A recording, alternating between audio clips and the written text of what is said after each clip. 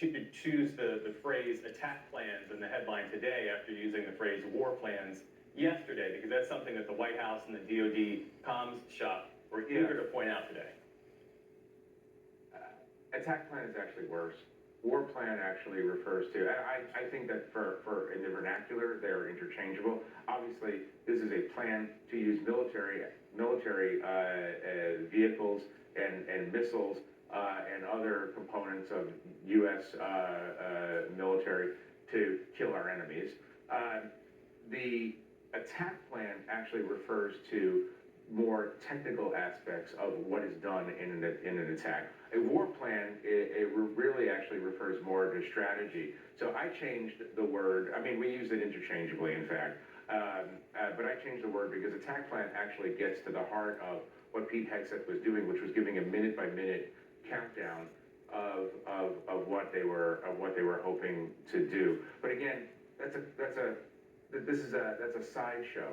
They are trying to avoid the issue at hand, which is that they engaged in a massive security breach, and this would not have been discovered had they not accidentally shared their signal channel with me, which is in itself evidence of a massive security breach. So they can quibble about semantics, but the point is that they put information out into the world that they shouldn't be putting out on those channels. Jeffrey Goldberg of The Atlantic and Washington Week, thanks for joining us. Thank you. To further discuss the signal incident, I spoke earlier with Republican Congressman Don Bacon of Nebraska. He spent nearly 3 decades in the U.S. Air Force, retiring as a brigadier general. Congressman, welcome back to the NewsHour. Thanks so much for joining us. Thank you very much. So have you seen many in the White House and many people who were on this Signal group chat have denied that it included classified information? We've seen The Atlantic has now published the text of those chats. You specialized in intelligence in the Air Force. Do you see classified info in these chats? I think it's clearly classified, so they're digging themselves a bigger hole. They should just be straightforward and honest. Say we screwed up. Now, I want to say the operation itself, I praise it. The Houthis been shutting down, the sea lines of communication. We had to open it up. So I support that. I want to take away from that.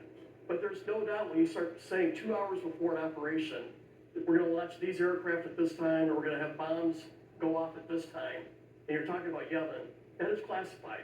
And so I would implore the Secretary of Defense and others, just own it. Say, it was my fault, I screwed up, and take responsibility. I think they keep digging a deeper hole, and then when you do that, you lose credibility. And I don't think that's good for America either. So on why this information was shared in the first place, I mean, one expert we talked to said that even a junior officer would have known that this is classified information. Should Pete Hegseth, Secretary of Defense Hegseth, who did serve in the military, shouldn't he have known it was classified? Yes, he should have known it, absolutely. And I think everybody on that signals chat should have known that was an inappropriate place to put launching data of our aircraft, the timing, the impact times, and all that. The Secretary of Defense should have known that. Now, I don't know, I try to give people the benefit of the doubt. I just imagine maybe he felt pressured or rushed, I don't know. But there's really no excuse for putting that kind of data. And by the way, it endangers our crews. Because that was put on an unclassified network 2 hours before the strikes. That's enough time for, if somebody would have informed the Houthis, say if Russia would have informed the Houthis that they could have been more prepared for these attacks. And so that puts our forces at risk.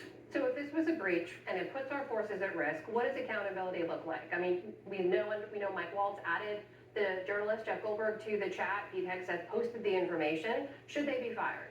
I'm not prepared to say that. I do want to thank Mike Waltz for coming online and saying, hey, it was my fault for adding the journalist. And that's what you want to see. You want to see someone take responsibility. I think Mike, or Waltz is a friend of mine. I believe he's a reasonable voice in the administration, a voice that we need. The secretary is still in denial, though, that he did anything wrong. And I think that reflects worse than the actual incident when you can't own up to a mistake. So I think the jury's still out, and I'm a little reluctant to say fire this or do that. I want accountability from the individual taking responsibility. And where I'm at. But is taking responsibility enough for you? I mean, if accountability is what you want to see, for instance, if someone in your command, when you were in the military, disclosed information like this, they would have been prosecuted. There would have been some kind of accountability. What does that look like here? And if there's no accountability, what message does that send? Well, you're right. If I would have done this in the Air Force, I would have lost my clearance. I probably would have got an Article 15, which is non-judicial punishment. It would have probably prevented me from being promoted. So you're absolutely right. I also know we're dealing with the Secretary of Defense.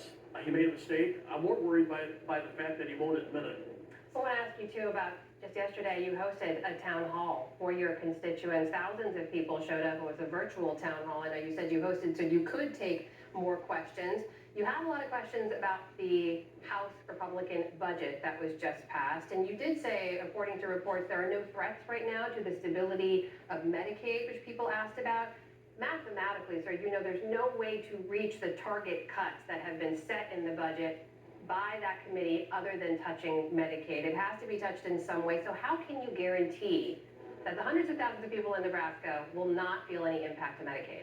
You're right. If the final numbers are $880 billion out of E&C, I think you're right. It would affect Medicaid. But I was assured by the chairman of both committees that are involved with this, as well as the leadership, like our whip, Tom Emmer, that the final numbers will look a lot more like the Senate numbers. The Senate hasn't agreed to these numbers, and they won't.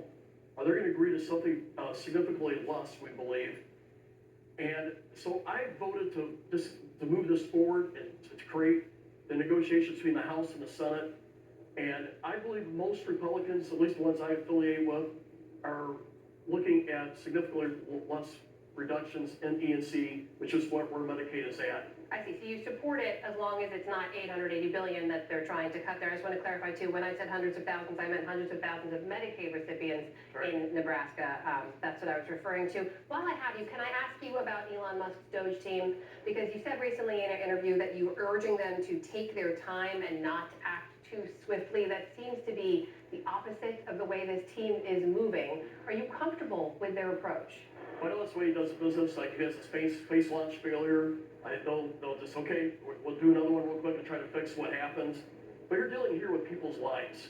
And when you're firing people and then you bring them back in, I think that's traumatic for many of these people. This is their careers. This is their lives.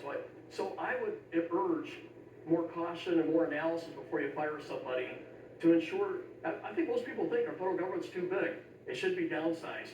But when you're firing nuclear physicists, inspectors in our meat processing plants, FAA folks who are helping keep our airspace clear, then you have to go back and hire them back.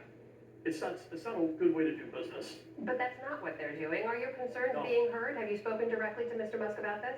I haven't spoken to him directly, but I've talked to the White House directly, and we've been able to get some of these things replaced. So for example, I learned that some of the folks that keep birds flying around our airports, they were fired. And so we don't want dangerous airports with birds that could get ingested in aircraft engines.